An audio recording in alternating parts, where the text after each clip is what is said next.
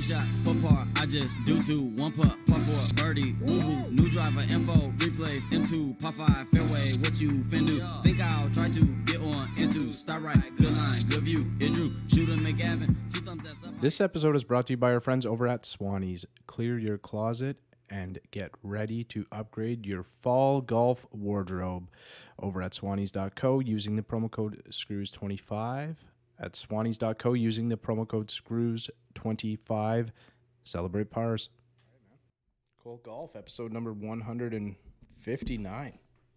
Yeah.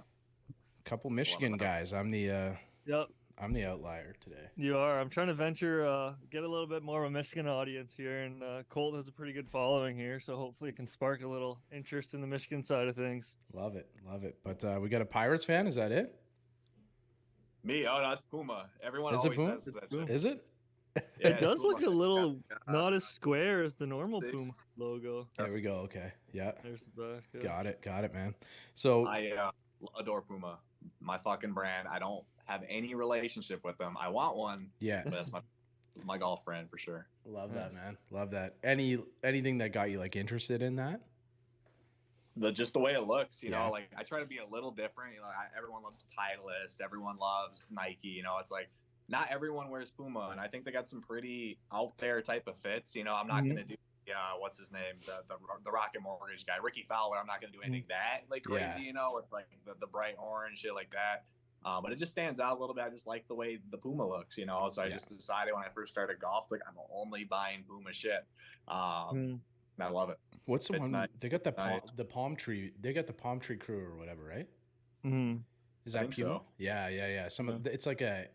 It's like a subsidiary Palmer, or something. It's like they a got that spin-off. too. Like, yeah, it's so nice, man. Some of that palm tree crew is or palm crew. Yeah, or you whatever it is. you want some other funky clothing? You check out Swannies too. Yeah. Partner of the pod, and they got great stuff. They got some out there stuff, but they also have the typical casual, clean stuff too. So they got some really good products. Yeah, Bryce has got like koi fish on his shirt. Yeah, or I something. do. It's pretty sweet, man. It's pretty You cool. see 'em? Swannies good stuff. Screws Yep. 25 if you want. Okay, Colt, can you give us just like an intro? Maybe let anybody, most of Michigan, followers or listeners might know who you are, but anybody down my way, I'm up in Toronto, so anybody up my way, maybe let them know kind of who you are, how you got kind of started in the golf space and the just Instagram, kind of different platforms, stuff like that. Give us a little. Absolutely. Little So I'll kind of just go back like a couple of years. I used to do YouTube like growing up, comedy videos, all that sort of stuff. I did like the COD streaming when I was a kid, like a teenager. Now I'm 28, you know, and I got into golf heavy like 3 years ago. And like I always thought, like some people say, oh, you got a radio voice, all that type of shit. And I missed making content, you know, and I kind of saw, what's that one guy's name? RNG Golf. I'm not going to say like what that stands for because I can't. But basically he was doing like the commentaries where he was just hitting the ball and making the noises going like, yeah, like stuff like that. Yeah. I'm like, let me make some fucking videos. So basically just started filming everything. Started off real small. Didn't get a lot of followers, you know, and then I kind of launched my first course review video. And then it took off. Like people loved the fucking course reviews. And then from there, just kind of still like intertwined the stuff I was originally doing, just playing the hole, stuff like that, and just kind of being myself on the mic, you know, like I just kind of, I swear a lot, as you can probably tell, you know, I'm just authentic. And I just do me. Like, I don't really care if you don't like the content, you know, it's just, I enjoy making the content. It's fun. And it is what it is. But now I realize like people love these course reviews, and like I pulled up the courses, like I've been on the first tee box and somebody's getting off and they're like, oh my God, it's Colt Golf. I'm like, no fucking way, man. Like this feels like Hollywood. And I realized like now we're just going to expand it. You know, I'm going to keep doing the course reviews, but I'm going to be adding like a bunch of different other niche things just to kind of grow the content, grow the following. I'm at like 13.4 now. So I just got to keep it going upward and just keeping like fresh ideas coming and stick true to the original course reviews. But it's fun, man. That's kind of like the synopsis. Well, that's like, You want to, sorry, Bryce. So that's kind of how we go got ahead. started. That's how we got started. Like we got started with the pod. It's just something that we like to do. Like we like to talk golf, same type of thing. Probably the same time frame. And that's, you're talking about Eric Lottery. So his stuff's so good, man. So shout out to Eric if you haven't went and followed his or checked out his content. It's so funny, man. It's so good.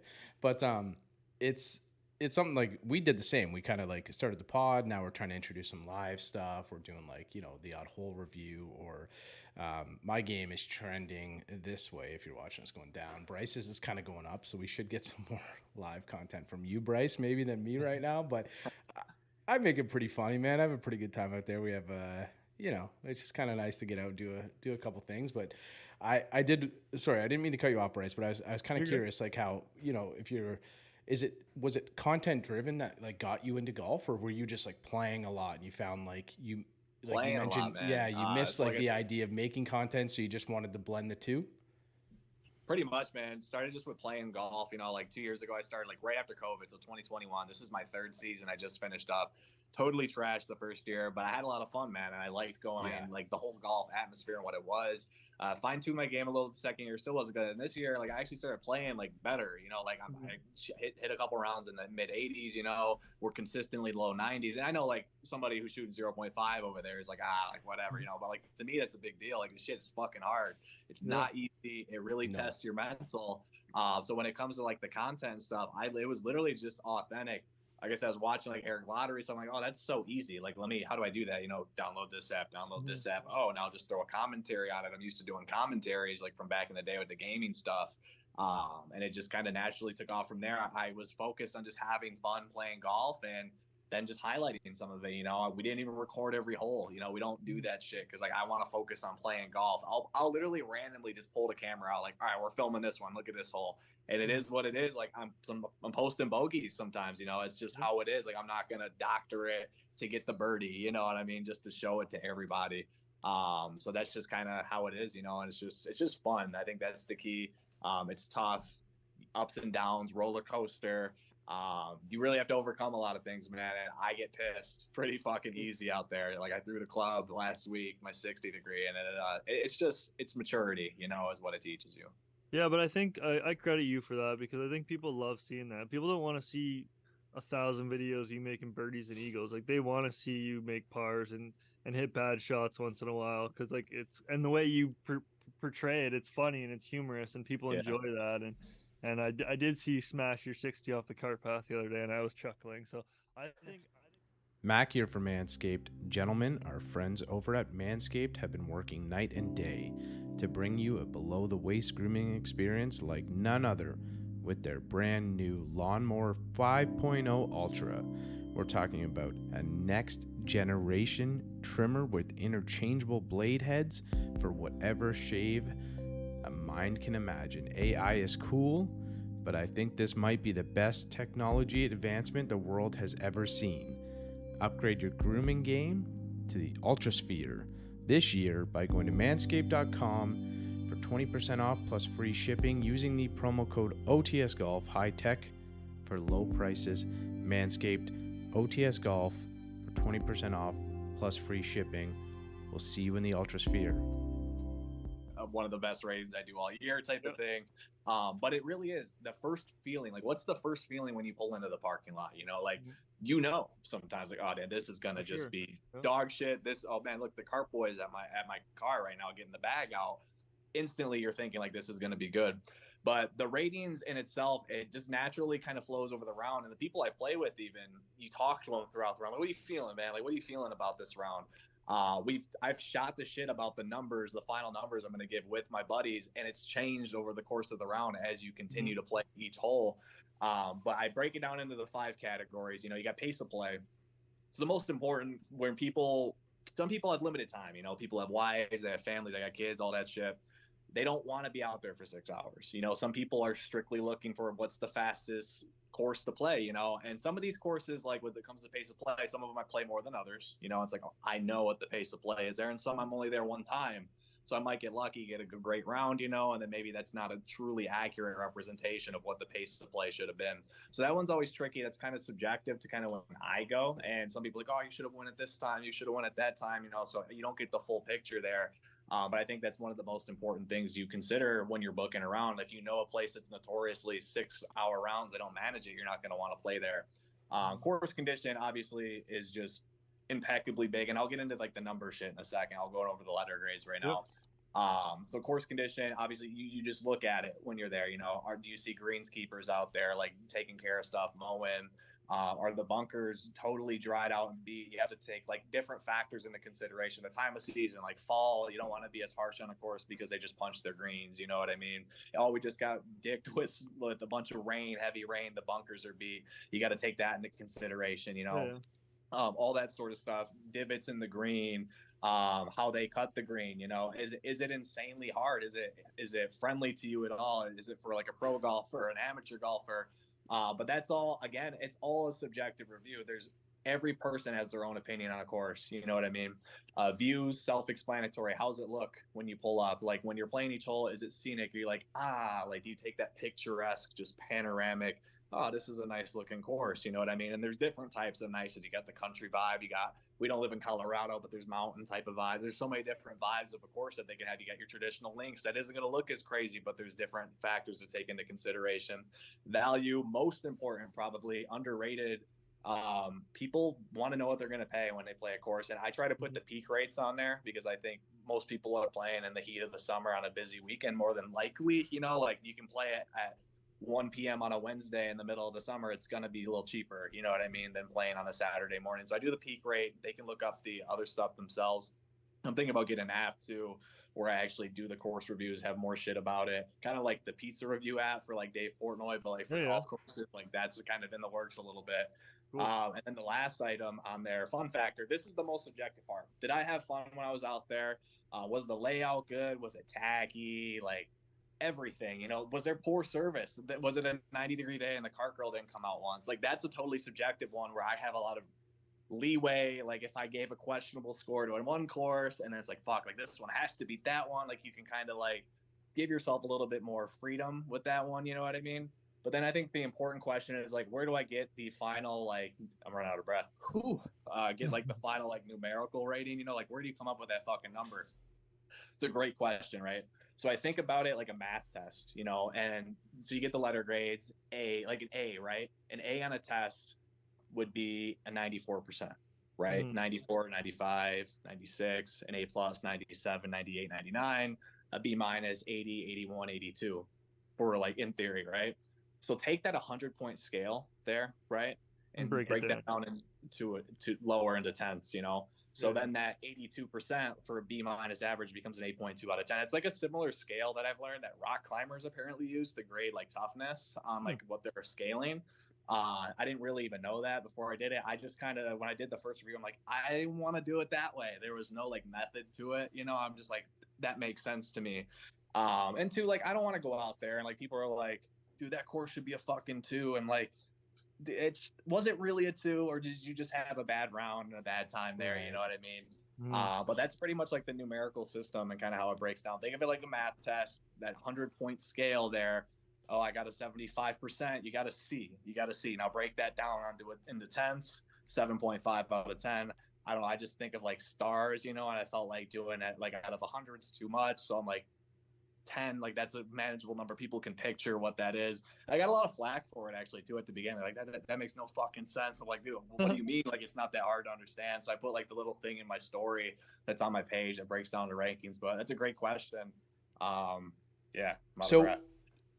Yeah, no, Colt, that was a great synopsis, man. That was awesome. Great synopsis. And to go back to the radio voice, man, I've been told I have a face for radio, and it usually says, you know, you got a good radio voice, but you do, man. Like he does. It's clean, man. It's watching his videos, you can even hear it more. It's hilarious. I like it a lot. All right, so each one of these, we got the pace of play, course condition, view, value, and fun factor. Do you kind of like, if you're doing them in a 10-point scale or around 10% or whatever it is, or 20%, I guess, are we kind of rating those all the same? They all have the same weight? That's a great question. Sorta, I guess would be the answer. Like for example, you go to Arcadia, right? That course, again, it's all subjective. That course, the views are automatically going to way higher than everything else because you get out there and you see all of Lake fucking Michigan and the Lake Shore. You're not getting that anywhere else. So like people go there for that. You're going to rate that course a little higher, prejudicedly almost, because that you already know what you're looking at, type of thing. Most part, it's equal. You know, you got to take every single one into consideration, which is what I do actually, because I add the 5 up divided by five. If I said that right, if I know how to do kindergarten math, and then that's how you get the kind of final average anyways. So like basically what I do is, let's say I gave one a B plus, I evaluate that B plus compared to other B pluses I've given. Is it an 87, 88, or 89? Write that score down, right? The 8.9. Do that for all 5 letter grades, add them up, divide. There's my final score. That's literally Gotcha. how I do it. So Okay. that's kind of that. Yeah, I like that. Okay, that makes sense. So your rankings. I have a good friend who's on the Score Golf panel, which is the Canadian version of Golf Digest. He's also on the Golf Digest panel, and it's actually quite similar to the way that they rank things. It might be weighted a little bit differently, but all of those factors are pretty similar. Fun factor even being one of them, which kind of surprised me when he told me about that. Yeah, with how like professional it is. Yeah, but I think it's important, right? Like if you're not out there having fun, like. No, I couldn't agree more. What are you doing, right? So it's conditions one thing, and obviously like the cost and the different things that go into it. Pace of play, all of those things are. I think there might be like 6 or 7 categories when they break them down. Mm-hmm. It might be a bit different for Score Golf than Golf Digest, but it's really cool that yours is kind of like actually pretty similar, but way more lax, which I think is I don't want to say it's a lot more meaningful, but it could be more relatable to a lot of golfers who just want to get an idea if they want to go out on a Sunday afternoon and check out the course, right? I think that's good. Yeah. And also putting the peak rates in and just setting that standard, it's easy for everybody to know, okay, like this is the peak rate, and it's only nobody's going to have any expectations and be like, Colt, like what the fuck? Like it was, he lied to me. You said it was $50 and it turns out it's like 70, right? So I think that's a really good idea. So I think course rating, like I found it to be super fascinating. So like how you kind of build an idea of it and go out. But would you ever be interested in doing something like that? Like if you ever got hooked up with Golf Digest, would you ever switch your brand up, or is this kind of more a fun approach for yourself? That's a great question. So, it really just would have to be the right fit. You know what I mean? Right now, it's just purely fun. Like I am laid back. I'm just an average fucking guy like everybody else. Like we're all out here just trying to get better at golf. How do we get as good as we can with the little amount of time we get to play it? We all got jobs, shit like that. I got my own day job. I don't play professional golf. I don't get to play every single day, and really become that good. That's what it takes, is that sort of practice, So I like to keep it fun. And stuff like that. And that kind of is my brand, like I'm just laid back. Like I'm going to drop the F-bomb a couple times because everyone does it on the course anyways. I just do it in the video, throw the music on there and just kind of fool around on the review, but be honest about it, still give a valid review of what it is. But just, like you said, kind of just make it funny a little bit, throw a little bit of just comedy into it. But when it comes to like brand switching, it's just something you have to evaluate. You have to hear the pitch, see what it is. You don't want to like compare it to like selling out, like selling your soul to Hollywood, like doing all like something totally different that's not true to yourself. That's not like what I mean, but it's just something you have to like think about. Like, is the company that you're working with totally want you to not do what you're doing now and like drop every single swear word you say, or are they a more down to earth company that is okay with a little bit of things? Obviously, toe the line a little bit, but you know what I mean, like a bar stool type of thing, like would be a crazy good stuff like that. Because in that world, it would be essentially writing up your report after each round. It wouldn't cost you to play golf or something like that, or it might not cost you at all of the courses. Some of them might. But it would also be way more professional and more official. Yeah, and probably off-brand for you, right? So that's kind of why I asked that question. If it was something that I kind of wanted to segue into, like, why the review? Like, what made you start the course review? Like, you said that you had kind of picked up golfing, and was there like, you said that you had like a miss in the content space from playing Call of Duty and stuff like that. So like, if there was something that you were trying to bridge that gap, which I completely understand, that's something that Bryce and I are doing right now. So it's like, what was that point where you picked the review versus like maybe doing whole vlogs or that type of thing? Absolutely. And I thought about doing the whole vlog too, but you want something that's watchable, man. Like, it's cool to post a video and get 100 views and like, oh, okay, awesome. A couple people like it, but you got to think, and it's not about getting big, and actually, like, maybe I lied a little bit. Maybe it is about getting big. Like, that's what I wanted to be. Like when I was littler, in the YouTube and shit, like I wanted to fucking blow up and like I'm the fucking social media guy, in that space. So maybe it's like me trying to fulfill like my fantasy or something, joking. But no, in all seriousness, it's just when it comes to like why the review, it's just I I thought like no one was doing it, you know, and if Yep. they are, it's like pictures or just somebody honestly who's just lame, I guess is the right word to say. No one wants to listen to. And I feel like I have a little bit of unique talent. I'm a really good public speaker. I actually ran for House of Representatives when I was 21 in the state of Michigan. Like I don't care about like how I look. Like I just be myself, put it out there. You take it or leave it type of thing. In the course reviews, I feel like no one was doing it. You see the pizza reviews. I'm like, okay, what other review could I do? Like, oh, course reviews. Nobody does it. And there's a lot of people in the area who don't know what fucking course to play. There's so many different courses. They don't know about the hidden gems. I feel like every time I play golf, I try to play a different course because I want a new experience. I don't want to just play the same thing over and over again. I am going to get in the league this year and do that, like Crystal Lake and Pontiac or something. But like, I want to play the different course. So it's easy enough. I'm already there. Get the phone out, record a little bit, throw the commentary on that I'm already good at, and then it takes off from there. But now that like it's starting to go, like I'm open to a lot of different ideas. Like I'm working with 420 Golf right now a little bit, and we're working on the Lit Golf Tour. I'm trying to like, how do I monetize this without being fake, I guess is the word, because like I'm not going to throw a subscribe badge on my shit, make everything so exclusive to watch a review. Like that's not me. Like I want it to be free. I want to grow the following. But like, how do you use the influence? Because I played free courses. Like I show up, my round is free sometimes, not every time, you know, but some people know me. So it's like, how do I monetize that? And for me, I think it's more the business side. Like I had a trucking business, didn't like work out great, you know. But like I'm hungry to keep going and try to think, how can I monetize this? 420 Golf does the thing with like weed a little bit more, like marijuana. They're done with the stuff they used to do, which I wasn't a huge fan of, to be honest with you, Seth, before I see it, but it's fine. But now it's the 420 Golf Club, which is going to be kind of like Barstool, I guess you could say, is like a central hub, and then subset shit that's going on beneath that, with the Lit Golf Tour being a separate entity, doing its thing, growing as kind of like Live Golf, man, where we want to have, and you were there at the one, we want to have spectator holes where you bet fucking money on yourself before you tee off. The shit still counts, and you're gonna have fans heckling you at one of the holes, man. People going fucking nuts if you get really close, shit like that. Turn it into like a party, DJ, fun, but like spectating atmosphere behind the golf type of thing. So it's like it's an event, you know. It's where people want to be, and I think we have a real good shot at that. And if we execute it correctly, we have the plan in place. The sponsorships are coming next. I think it's possible, and then you never know what could happen down the line. That could be my ticket to quit my fucking job and play golf and maybe have some trees on the side for a living. You know, you never know. So like that's kind of the thought, and that didn't even happen until I started doing all the content and people connect, like just connecting with you guys for the podcast. Even like people just start connecting with you type of thing, and you look at the ones you like and you talk to them and you meet with people and things happen. So everything happens for a reason, and maybe I was meant to fucking make the content. You never know. You know? Yeah. So. That's a kind of a good segue, because you explained a decent amount of it, but I want to get into the Lit Golf Tour a little more. Like you said, I played in the preview event on October 7th, and I thought it went fantastically. Definitely a few bugs to work out, but that'll come over time. But yeah, just kind of maybe want to go into it and explain a little more kind of the process and what you guys are trying to do. Yeah, man. So basically what it is, we narrowed it down to an 8-stop tour.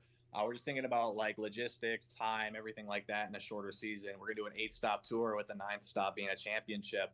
And it's something you can play as much as you want to get into it. You know, you don't have to be a pro. You should probably be pretty good though. I mean, it's going to get competitive for the money we're going to have on the line. But basically the idea is you play in these tournaments and you get enough points to make the championship for the crazy cash prize, which is the sponsorships that we're going to get. Already have a couple locked to basically put up that money for us with their names, basically be it on everything is the idea. You want to earn a spot into that championship. So the more events you play in, the better you place. You're going to get your seat in that championship. And these events too are going to have cash prizes, all that good stuff. The better you place at these events, let's say you get first. We're already talking about this. You get first in one of the 8 events, right? Your ticket is locked. That's your golden fucking ticket to the chocolate factory. You're into the final event. Regardless, now your name's on there.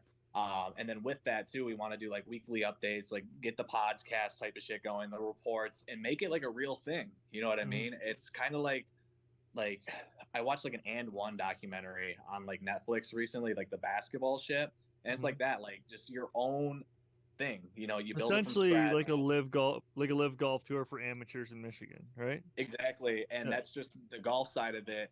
and you want to get big. Who knows? Maybe there'll be a fucking regular star there that people come to see, you know, because like this guy plays in this all the time. He's fucking bomb. You can see him bet on himself on one of these holes. You cheer, and then that's the golf side, and then you have the atmosphere side. Like, so we want spectators, man. Like, we want not to make it like it's a different style of golf, man. Like, it's not.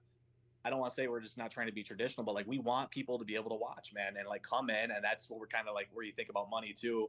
You have vendors going on, different things, and I'm not talking like people slinging like cannabis or anything that's illegal.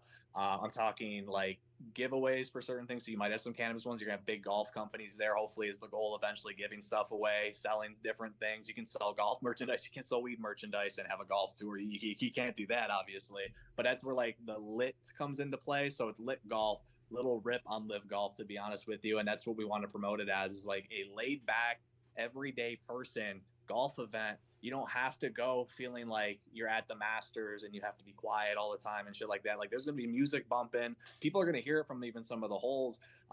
We didn't get all of that when you did it in the preview because we had one DJ there, started pissing rain, and honestly we just didn't have that yet. It's kind of just like a preview. We're glad that we got all these stuff we promised in time. Clubs came like last minute, but they were there, you know. So there's a bunch of like logistical issues we have to work through. But now we have all winter to basically get it going and get it set up. But that's kind of like the idea, you know. It's just build a brand, build something legit people want to play in. That's kind of what the promo was for, just to get people to know what it is. And then keep it going all year long, follow it, hype it up type of thing, add different features, spin-offs with it, change up the vendors, different food, merchandise, all sorts of things that are there, events to do, so you can bring people, the spectators have shit to do while they're there. I mean, there's going to be alcohol flowing. I mean, it's going to be a party golf atmosphere, and that's kind of what we want. Colt, if I can jump in, how's the reception Absolutely. from the clubs when you're reaching out? Like when you're reaching out, kind of explaining the tournament to them and stuff like that. We're all in a really good space for golf is kind of trending in this area, and a lot of clubs might be receptive to this, but I'm sure you've got a couple that are just like absolutely not. Like, Yes, do you that's have a great question. do you have like a way like that you kind of pitch it, that you're kind of reaching out, that you're giving a little something back to the club as well, maybe? Absolutely. So it depends on the club you talk to, right? Like when we did it at Ironwood for the preview, they were cool as fuck about it. They're like, absolutely, Right. we want that. Like there is no cannabis anything in Livingston County. If we can do this, they might approve us for a dispensary, like on our fucking golf course, like shit. Like they had a business angle for it, so like they're about it type of thing. Paint Creek, we talked to about the championship, they're about it.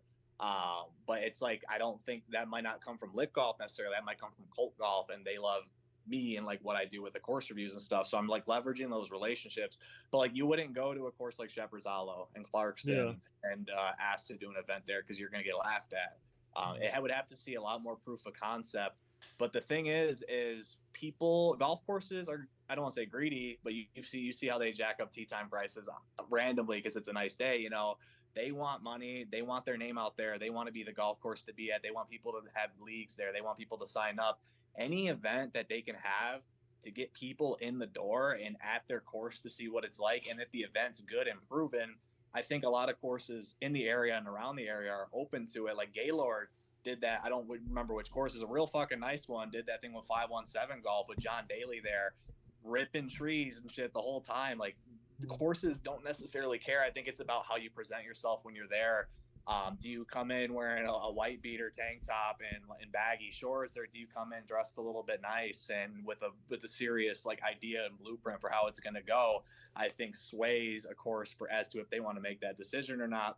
And some courses just have rep that they aren't going to fuck with. Like I said, like Shepherd's Hollow, you ain't doing that there. You ain't doing that at Arcadia Bluffs. Like it's just not happening. Good luck, man. You'd have to be really big to do something like that, like on a Lit Golf PGA level, to get courses like that. And that takes a really long time, and a lot of people to take you serious, and that wouldn't just happen overnight. But a lot of these local courses, man, like they want that attention. They want, like, people want me to review their courses. Like fucking Rolling Hills and Lapeer still is like wants me to fucking come out. I'm like, I can't, or I'm doing other shit right now. So like people want the attention, man, good or bad.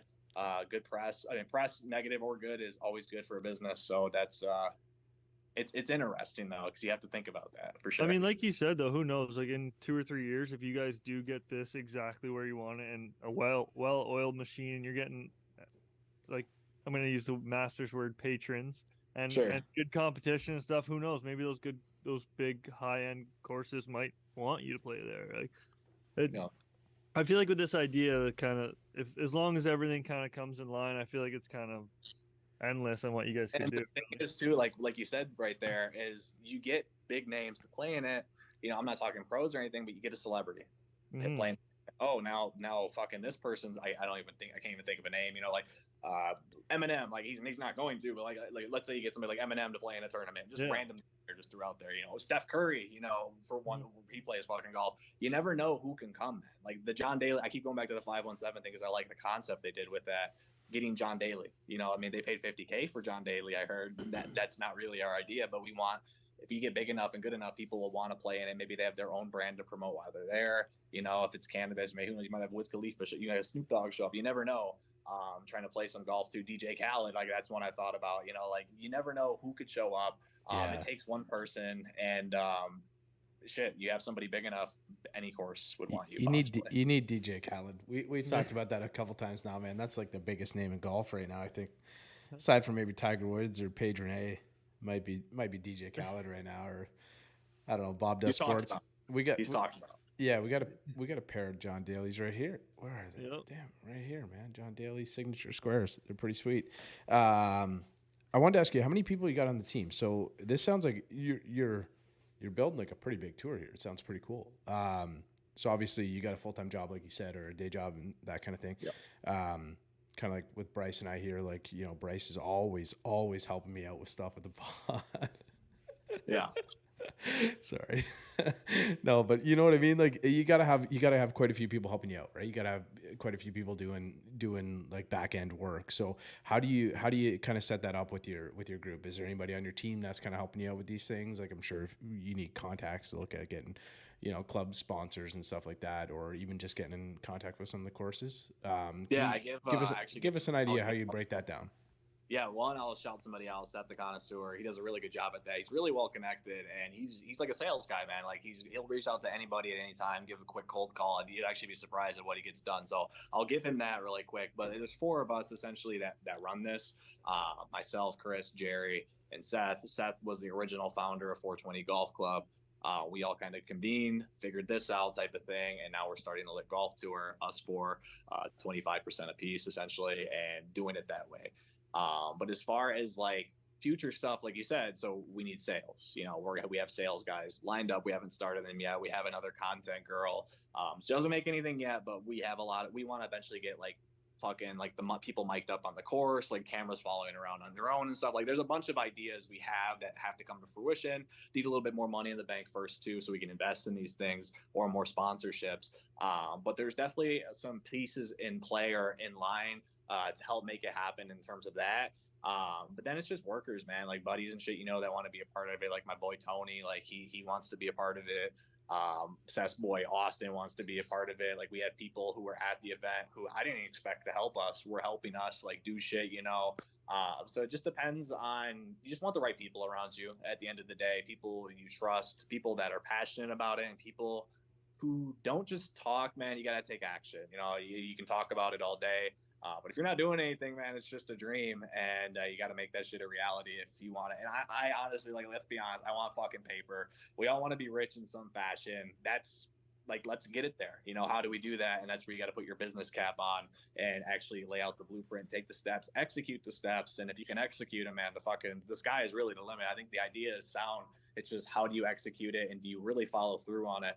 If you can, it's going to be good. If not, people are going to be like, I'm good on that, So it just depends. I think you got to have like multiple people with that vision too, who want to take it to that spot, right? Because if you just have like, if it's just yourself and you're like, I really want to do this is like pretty ambitious, right? It'd be very hard for you to kind of, press in and lock in and kind of build a golf tour on your own. You'd have to have a lot of, support and people that you want to get in and like break down different things too. You're going to need like a marketing person and that kind of thing, right? So especially if you want to like build it as a tour that you're wanting to build. And I think, man, like this sounds like it'd be a hell of a lot of fun to play in. We might need to come there and do a live pod or something like that. We might need to, Brycer's close. We might need to come by and check out an event. So if I can ask you, Colt, so can you give us an idea? Like if I'm a player showing up and it's my first event, what would I expect when I'm there?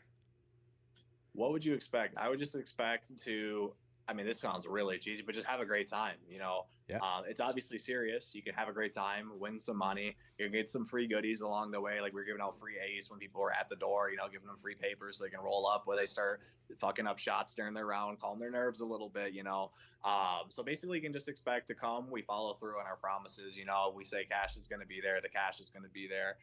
If we're going to give away 4 clubs, we gave away 6 clubs for 4 Scotties and 2 Stealth 2s. They're going to be there, at the end of the day. And that's kind of what the proof of concept was, because you can say anything. Like I said, you can say, I'm going to have this, I'm going to have that, I'm going to have that. But if you don't follow through on it, then people automatically think you're a joke. And that's what October 7th was about when we had that event. How do we show people that this is real and it's not just a bunch of bullshit, essentially? And you just had to do it, like we had some logistical hiccups. Like I said, the clubs almost didn't come in time, but they did, like imagine us trying to say, oh yeah, they're not here yet. People would just be like, dude, fuck you. Like I'm never playing in another one. So like every little thing mattered. And it didn't go perfect. I think it went well. There was definitely some organizational things that we discovered as it was happening that could have ran a lot better. We were actually understaffed. I think we should have had more people doing different things. So just little learning opportunities from that. But I think that's just the key, bro, is just push through. You learn from the experience. You can't learn if you don't do it. And you just improve, man. You just got to keep going. Well, that was also the whole point of the preview, right? Too, was for you guys to kind of put on this idea of what you guys wanted to do and kind of do your best to make it work perfectly, but also find those hiccups and what went wrong and what could have went better for the actual tour next year. So, Yeah. I mean, me personally, when I went, I thought it was great. I definitely want to go play another one. Like it was a 2-man scramble, and me and Tyler had a few beers out there, and like it was nothing serious, even though we wanted to shoot well. Like it wasn't, there was no pressure, there was no, like our guys in our group were great, they weren't too serious. So I mean, it was cool. It was kind of what I expected, to not go in and have to take 10 minutes over every shot like some guys would, and just have fun and play golf. So I mean, I thought it was great. Cole, what were some of the takeaways? Like, so Bryce just gave you kind of his there. So what were some of the takeaways that you received, and like some of the things that you would want to put in play for some of the golfers that were there? Like, was there, any feedback that you'd want to adjust on? Or, yeah, absolutely. There's one huge one, and it's massive, and it's pretty apparent. Live scoring, man. You need the live scoring out there. Okay. Where people can track what's going on throughout the whole thing. They don't have to guess where they're shooting. They can already know by like hole 16, 17 if they even have a chance, really can change the way they play the game. Maybe they're in it, they play hard, they go more serious for the money. If they're not in it, okay, let's just relax and have a good fucking time and enjoy the time we have. So that's probably the biggest feedback, and I think it's the most important. It's the easiest and first one we have to implement. But with that, we want to get that implemented with 2 of these clubhouses that we're doing it at, have like the TV running with the live scoring too, because we want to make it more of a spectacle, man. Like we want fans eventually. We want people to come support what the Lit Golf Tour is. Like you said, have like not like NASCAR. People like, that's my driver, but like that's my fucking golfer. I want Joe Schmo Johnny, the fucking steel worker, to fucking win this weekend. You know what I mean? Like it could be like that. Like that's what it could be. You just have to believe in it. So that like that's one idea. More streamlined food options. Like we didn't include food, but I think that was just kind of just last minute. Again, like logistical, us not being on the ball with some of the shit. At the end of the day, basically just do what we did, but take it up another notch, essentially. As I don't want to say is the feedback, but like that's what I know what we need to do, essentially. People had a great time. That's good. People love the free giveaways. People like the location, like we didn't, that's not a top tier course. Like Ironwood's a good course. It's not a great course, it's just okay, but it's good enough for an event. People even liked it, they took good care of it. They gave good feedback to the course. People liked the signage that we had.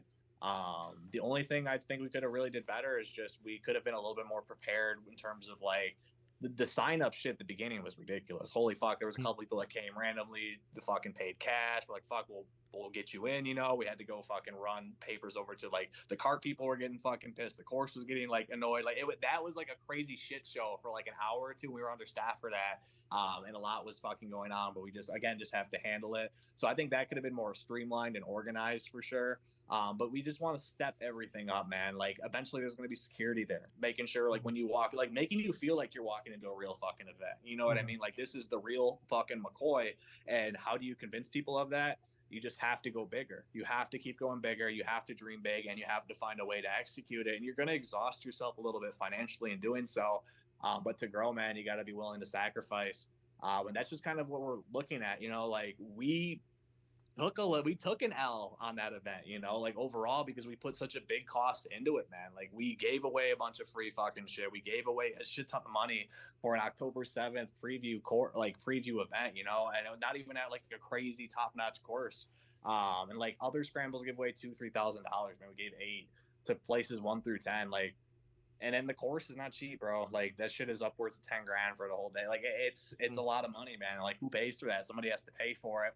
We don't have a lot of sponsorship yet. Like we had sponsors, you saw the whole sponsor stuff like that, but we're not like that big yet to where we're getting the crazy good sponsors. And like that's what our goal is, essentially. Lock those people in, find those connects, contacts, so we can keep building and growing, and maybe even get some like big investment into it. I'm not saying we're going to get live Saudi money, but you never know who might be interested and might throw some money at it, and then boom, overnight you got something fucking crazy, so you just got to keep going. Yeah, when Brycer said patrons earlier, I was kind of thinking like degenerates. I see me out there like following Brycer's group around. And yeah, that's why I said it. Trying to get a line on what Bryson is and his guy are gonna shoot on this hole and stuff like that. People are taking pictures with flash on and stuff. Yeah, exactly. We're gonna get to the point where we're just like we're on DraftKings or Bet Rivers or something like that, and we see the Yetman line and we're trying to pick up something on the day. So absolutely, Colt, if we still got a couple minutes, or we're keeping you a little long here maybe, but 2024 season. So what's on tap? Like, can you kind of give us an idea of some of the prep that you're doing for it? How it's right around the corner, really. So I know we're kind of like just wrapping up this season. We just finished our cash game. We got a tournament that we put on each year. So that was a couple weekends ago, but similar weather where you guys are, we're going to be right back in the 2024 season. So with the Lit Golf Tour, what are we looking at for next year? How many events? Where? Can you give us kind of maybe a quick overview of what anybody might be interested could expect for next season? Absolutely. And the website's coming soon. It's not here yet, so I can't plug it just yet. But 8 events in total, standard events. Anybody can get into these. And then you're going to have the championship event, which is going to be the 9th event. So 9 events total. Championship event is based on how well you do in other events, et cetera, type of thing, to get into the championship for a mega cash prize. So 9 events total, all throughout different locations in the state of Michigan. So we're focused on the state of Michigan right now, primarily because we still want a little bit of the cannabis aspect. I want the free goodies. I want to be able to have different things like that involved with it, because they're 2 big niche markets. You got golf, you got cannabis. There's a lot going on. I don't want people to think you're going to walk in and see like a bunch of people like sitting around fucking huddled, like it looks like they're doing drugs out of a tinfoil pipe. Like that's not what we're talking about here. So I just want to make that distinction, but it's a big market. So we want to stay in Michigan, essentially. We want to have we have 9 events. We're having like 2 on the west side of the state, 1 up north, and then the rest centered mostly in Southeast Michigan, Metro Detroit area, because that's where our biggest audience is. High density amount of people. That's where I feel like most of the courses I play, I do reviews at, and they do very well. And obviously for Colt Golf, expand out on that more, do different types of series, comedy even.